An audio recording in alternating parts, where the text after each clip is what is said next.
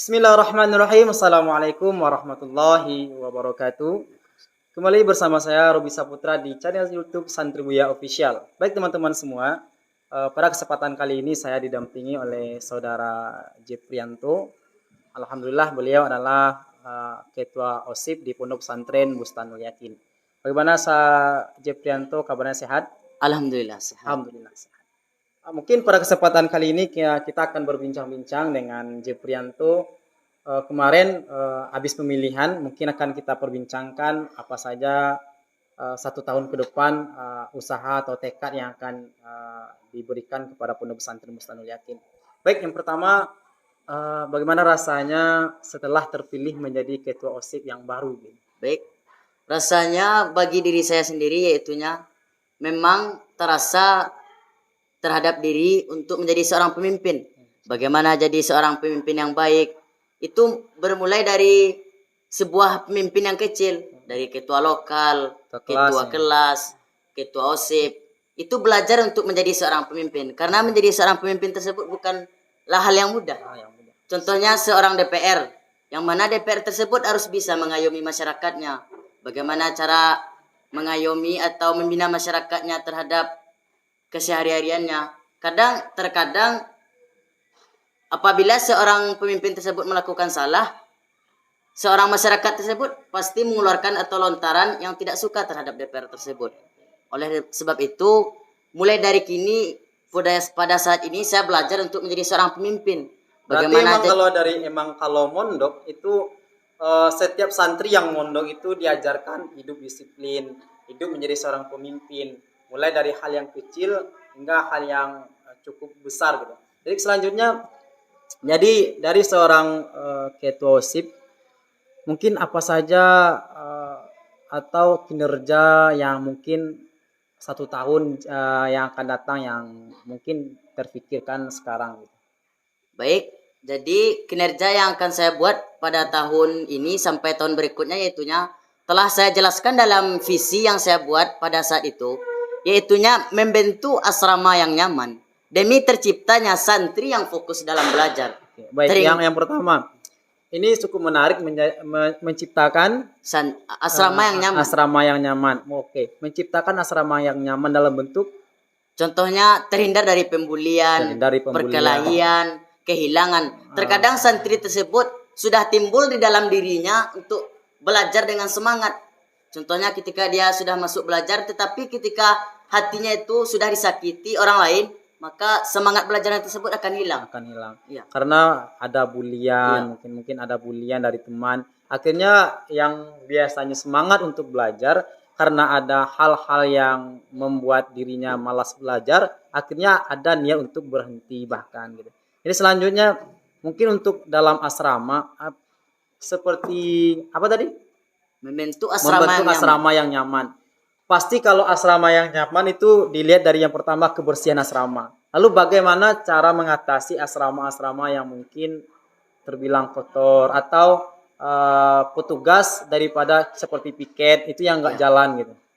Kalau masalah piket atau kebersihan yang tidak jalan pada asrama tersebut, itu gunanya seorang atau saya ketua OSIP memberi pembina terhadap masing-masing asrama terhadap asrama untuk mengayomi adik-adiknya, bagaimana kebersihan dalam asrama. Setiap hari pembina tersebut harus mengayomi adik-adiknya. Apakah asrama sudah bersih? Selalu mengingatkan akan kebersihan. Setiap ada sampah, ingatkan akan kebersihan. Itu mungkin salah satu cara agar asrama tetap damai, bersih. Karena dengan asrama bersih akan menimbulkan suasana yang akan lebih maksimal lah daripada asramanya kotor, banyak hal-hal yang mungkin dengan asrama yang kotor membuat pikiran jadi keruh lah gitu kan.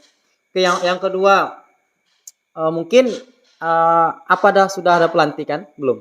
Pelantikan belum. Belum, mungkin secepatnya diadakan pembentukan panitia untuk OSIP 2022 dan 2023 mungkin.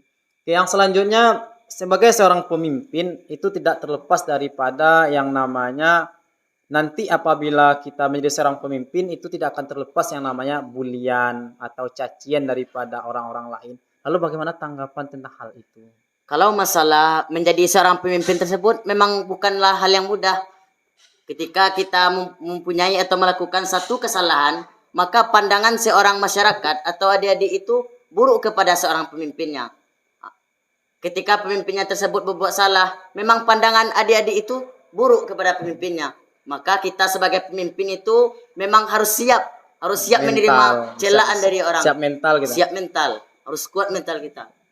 Kalau bahasa Minang itu, kalau mangka jadi pemimpin awak tabah-tabahan telingo. Nah, tabah-tabahan telingo agar jadi tidak seluruh apa yang orang ucapkan kepada kita tidak selalu harus dimasukkan ke dalam hati. Jadi jikalau terkadang kan saya bukan bekas mantan mantan seorang OSIP 2021-2022.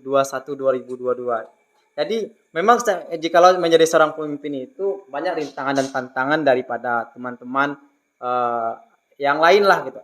Seperti sedikit saja kesalahan yang kita lakukan itu akan terbaca oleh mereka gitu. Jadi seakan-akan manusia itu menganggap seorang pemimpin itu adalah seorang malaikat yang tidak pernah punya salah gitu kan. Jadi bagaimana tanggapan daripada jikalau ada yang gitu. Hanya pandai menyuruh aja, bagaimana tanggapan Jiprianto gitu. Jadi kalau memang perkataan seorang, contohnya anggota tersebut mengatakan kepada seorang pemimpinnya, Ba'atu pemimpin, sedangkan pemimpin yang membuat aturan dan pemimpin tersebut juga yang melanggar. Itu memang harus kita hati-hati. Sedangkan kita membuat peraturan tersebut untuk anggota atau adik-adik, tetapi malahan kita seorang pemimpin yang melanggar.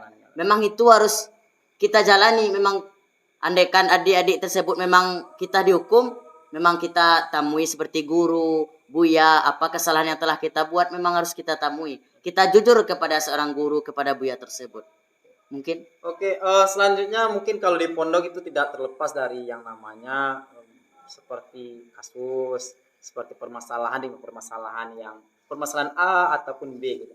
Jadi jikalau jadi seorang pemimpin itu selalu dituntut untuk bisa adil dalam menyelesaikan dalam permasalahan. Mungkin bisa digambarkan mungkin bagaimana cara contoh ada yang melanggar suatu kesalahan, cara-cara yang lebih baik lah untuk menasehati tersebut. Baik, cara menanggapi seorang santri yang melakukan kasus tersebut yang pertama yaitunya dengan cara memanggilnya, dengan cara bermusyawarah dengannya, dengan bermusyawarah dengan pembinanya, siapa pembina di asramanya, itu memang harus kita musyawarahkan apa kesalahan yang telah dia buat, memang harus kita tanggapi. Sedang ketika kesalahan dia tersebut tidak kita tanggapi, maka dia seenak-enaknya membuat kesalahan tersebut andaikan kita tidak memberikan sanksi atau hukuman kepadanya.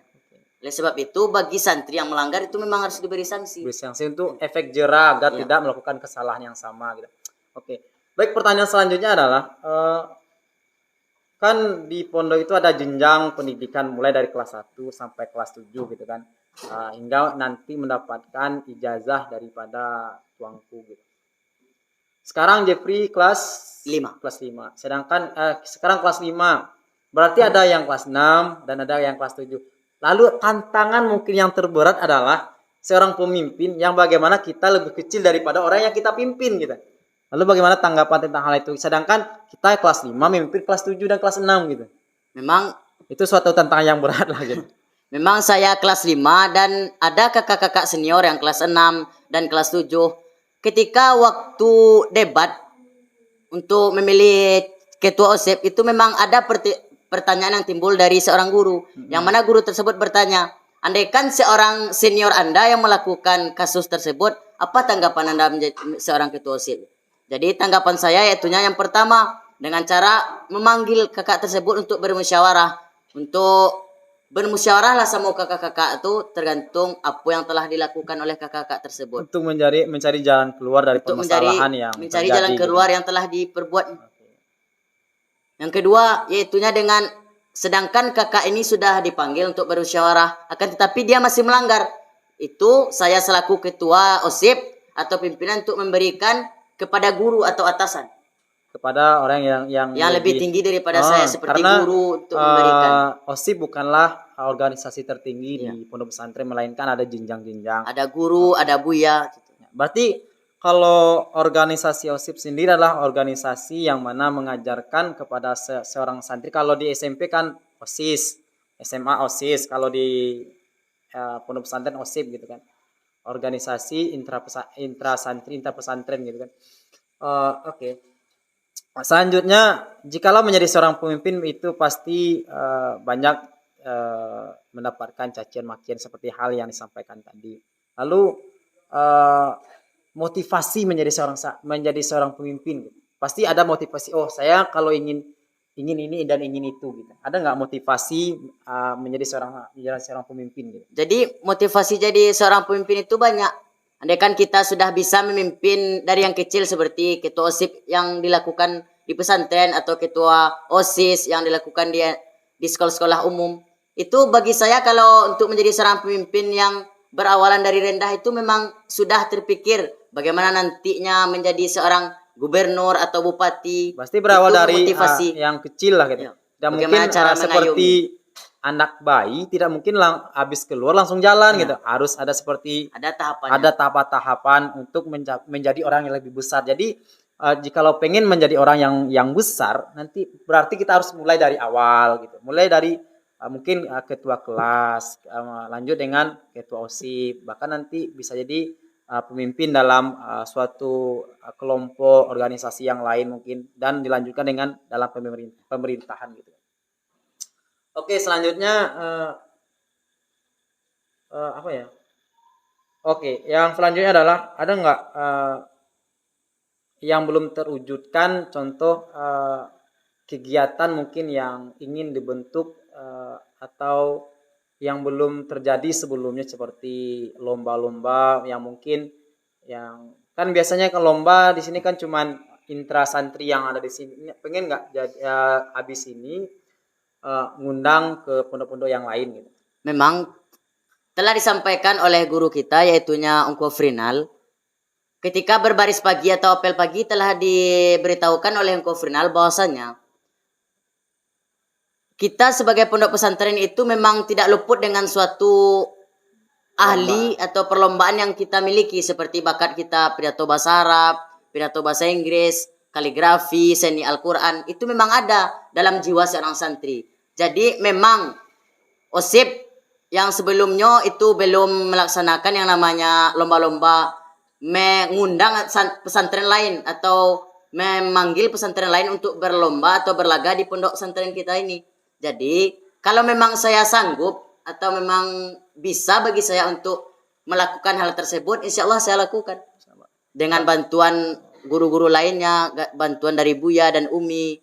Itu tergantung guru-guru Karena lain. sesuatu yang besar itu tidak akan terlaksana jikalau berjalan sendiri. Ya berjalan sendirian. Mungkin kalau tahun kemarin itu kalau nggak dibikin itu mungkin terkendala biaya. Kan kalau bikin sebuah acara yang besar itu butuh biaya yang besar. Bahkan kita tahu lah gitu kan, kalau OSIP itu tidak dibiayai cukup lah untuk biaya yang untuk bikin acara yang besar. Namun mungkin dengan terlantiknya nanti Jeprianto sebagai ketua OSIP yang baru, dan dengan adanya sekarang infak yang dijalankan oleh setiap lokal pada hari Rabu.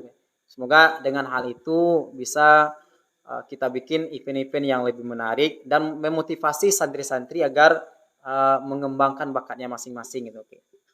Mungkin pada kesempatan kali ini mungkin sekian perbincangan kita malam hari ini.